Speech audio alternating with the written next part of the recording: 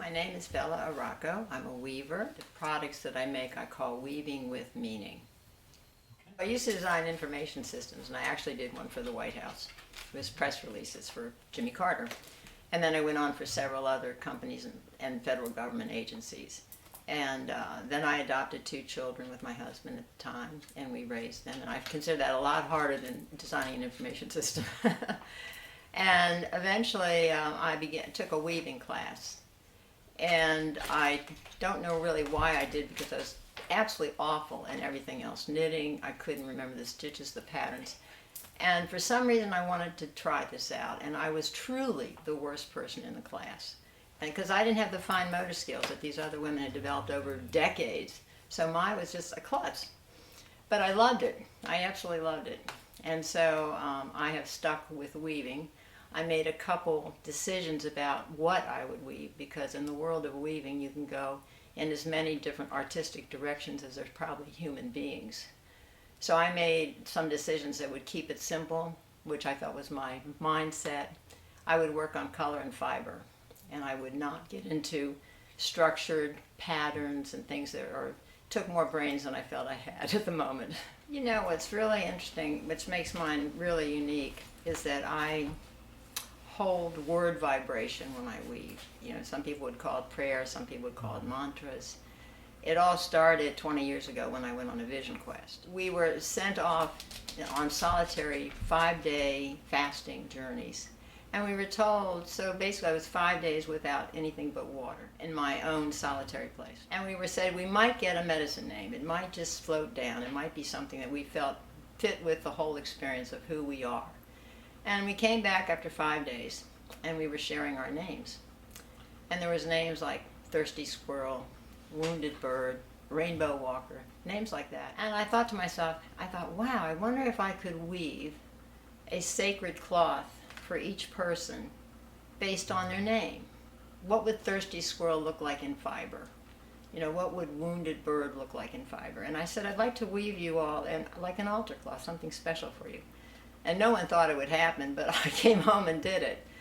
And I locked in at that point the idea of vibration flowing into fiber.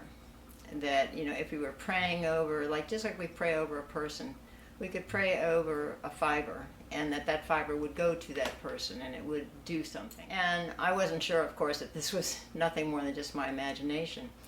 But when I did my first show, and I had like 20 or 25 shawls, and I had no idea if anybody would even want to buy it. And one woman walked into my booth, went right to one shawl and said, I have to have this. I thought, great.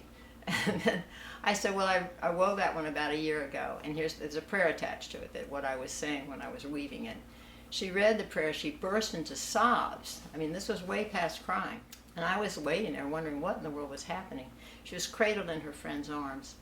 And she finally told me, she said, when you were weaving that shawl, I was in ICU fighting for my life. And the words that you were praying was the prayer I was saying. And I thought, good enough. And I never looked back. The training was really important. Weaving is like 200 tiny little steps, no step of which has seeming consequence. But you have to do all 200. So it is a repetitive lover's dream. And apparently I have a repetitive brain because I love it. I was walking my dog down Main Street in Catonsville, Maryland, and there was a shop, a thread shop. It had mostly yarn, but they had looms in the back. And I walked in just to kind of look around and see what they had, and they were just about ready to offer a weaving class. Now I had tried knitting, counted cross stitch, needlepoint, crewel. I've tried all of them, and I burned out really fast for various reasons. And there must have been something inside of me that wanted to work with fiber, with tactile. And I'd exhausted all my possibilities. This was the last hope. And so I signed up for the class, not expecting a lot. And the minute I started working with fiber and tying it onto the loom, it just fit. It just fit something deep inside of me. And I guess that's how it is with each person. They have to find if you're a tactile person, you have to find which medium of tactileness is right for you. And it turned out weaving was right for me. I'm not doing a permission piece. I just say, what color am I attracted to right now? You know, what colors? And I start pulling cones of thread out and putting them in and arranging them until I get a sense of how I want this to flow. Is it going to have a stripe in it? Is it going to be variegated colors? Is it going to be different fibers? So I do that. And all of my patterns are based on counting, you know. So I went with a 4-line meditation. I hold the light, I am the light, I give the light, you are the light. I hold the light, I am the light, I give the light, you are. It's a wonderful way to keep track of your threads. So it gives me real control over a pattern without constantly going to paper and pencil. So that's how I tie the warp on. I always use a rag, what I call a rag warp. This is just cotton threads. It's not going to be woven into anything per se. But I tie each thread that's going to be the warp onto one of these threads. So I use a square knot to make sure it's secure. And then you wind it back. I've got a crank over here.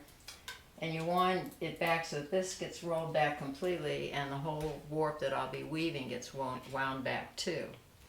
And then I create a tension on it so its threads are tight by tying it to a beam on this side. And then as I'm weaving, I roll it back. So I keep weaving with whatever prayer energy. Now before I start weaving, once I've got the colors and I've got the warp tied on, the next thing is what energy, what vibration am I going to put into this piece? So I always sit in a chair and I just wait. I just say, I don't know who's going to get this. I don't know what would be right. And I just wait. And something comes, some words, you know. I did a recent one didn't know who it was going to be. It was a rainbow shawl. And I came up with, be beautiful, be different, be grateful, be you. And as I was weaving it, a friend of mine fell 20 feet and fractured 8 ribs and had some other damage. And a double rainbow showed up outside. And I was weaving this piece, and it was going to be for sale. It was going to go into my gallery. But I said, it belongs to her. That's an important piece. So once I have that, I tape it to the loom right there or down there. And then I repetitively say that. And when I finish, I cut it off. I try to torture it by throwing it in the bathtub in hot water and detergent. I throw it in the dryer to shrink it up as much as I can so that the person who gets the piece knows it's a strong piece. The most challenging part about being a weaver is letting go in a way. You know, when I come in, sometimes I'm not feeling so good. Sometimes I'm all scratchy. You know, maybe I'm a little depressed, maybe I'm in a bad mood. And I don't want that energy going into the fiber. And also you have to get past that initial repetitiveness. Even though I love repetition, I say I love it. Still, you know, to come in every day and go boom, boom, boom, boom, you know, for maybe a few hours, you know, it takes a certain letting go of expectation or goal setting or achieving things. And it usually takes me about 5 minutes, and then I'm in the flow. I'm just there. I'm there with the words and everything. It's just a really beautiful experience, a beautiful energy. If that doesn't happen, I might walk away from the piece. Say I'm really gnawing on something. I really don't want that being woven into the fiber. I'll get up and go wash the dishes or do something else for an hour or so and come back to it. I like not having pressure. Sometimes I do have pressure. There are deadlines, but I like it best when I can just weave and not have an end point that has to be met. I had a fracture from a car accident when I was in my 20s, so it acts up, and that's a real problem because as I get older, I guess all my bones are sinking down. So anyway, it'll kick in, and then I actually went to physical therapy to get a series of exercises to go ahead and alleviate or work those muscles. So I'll be stopping and doing my stretches and then weaving some more and doing my stretches. And it seems like a little inconsequential thing, but it really is one of the challenges of weaving. You know, you're ergonomically using your body in certain ways and you have to take care of it. The colors I use in my palette are every color. It's kind of strange. When I started, I had my favorites, and I really didn't want to work with oranges and reds. I loved my blues and my purples and my sweet, colorful, you know, colors. But I didn't want the oranges and the reds. But then I was doing commissioned pieces, and sometimes people wanted oranges and reds, and I had to get over myself and weave in those colors. And over time, I grew to love each and every color. So I can, honestly today, I can't tell you that I have a favorite color. I really just can't think of one that I would say is my favorite. I like them all. The most important weaving tool, well, first of all, there's so many pieces. There's the bench that has to be raised and lowered. There's the loom, which is very important to me. It's a Finnish loom, and my mom and dad were Finnish, so this has terrific emotional meaning to me. It has to be quiet. A lot of looms have metal petals, and they clang and clatter and make lots of noise. And I guess it's a feeling of power. I mean, it's got a solid feeling I'm weaving, but for me, I need a quiet loom, so that was a real key. The shuttle is probably the most important thing because it's where you get in the flow. I mean, everything else you're tying knots on or cutting or, ironing or doing all these, or doing a warp where you're measuring your threads. But the shuttle is where you really get into the joy. You've tied down the warp, you've done all the mundane thing, and now you get to whoosh, whoosh, there you go. So this is one of my shuttles. Sometimes I use two, so I'll have one going this way with one color thread and one fiber type, and I'll have another one going the other way, which will be locking a pattern down. But 90% of the time I use one shuttle.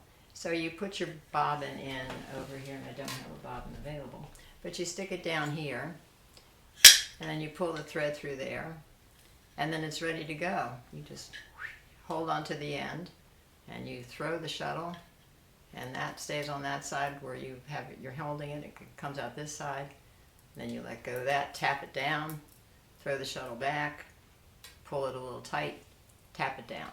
So that's where you get your fun. What inspires me most is the energy. I love it when somebody wants a commission piece. I just got a request for one, and it's a lovely story. It's about a woman who has been a lawyer for 10 years in Washington, D.C., and she decided she wanted to become a chaplain. Her mother-in-law read an article about me in Missouri Life magazine and wanted to create a piece for her daughter-in-law to take with her. It's like a prayer shawl. So we go through the process of, what would she want to wrap herself in, what colors would it be, and this has been a really beautiful, loving process. And I'm just that participant, that midwife, and that gives me more joy than just about anything. And what's really interesting is sometimes the colors that people choose don't even like each other. Like red and green are kind of antagonistic, but if that's the colors that they want, we find a way to make this thing work, and I like the challenge. So that's what I enjoy the most. What makes my work unique and truly mine is the fact I don't know of anybody else who does this particular way of being with weaving. I can't imagine not doing it this way. I had to give a talk recently, and I was just reflecting to the group of women. I can't imagine weaving without the words. I just don't even know if I could. And it's become so interwoven for me, and I think it's so important, and I can't explain why. It's just that's the way it is for me. Oh, I love being a tactile person. I didn't know that, I guess all of us have the strongest sense, and for maybe a lot of us it's sight and maybe sound. And I didn't know I was a tactile person until one day I was in a museum in San Francisco with my two kids, and the last exhibit was this big tree. It was like an artificial tree. It had holes in it. And you stuck your hand and you felt what was in the hole. And I was so excited. I was going out of my mind with this, and my husband was trying to drag me out of the museum with the kids, and they couldn't get me away from this tree. And all I could think of was, oh, I'm a tactile person. So I think finding that was an important piece of the puzzle for me. So obviously I love touching fiber. The coolest art tip I ever received is the one I didn't do.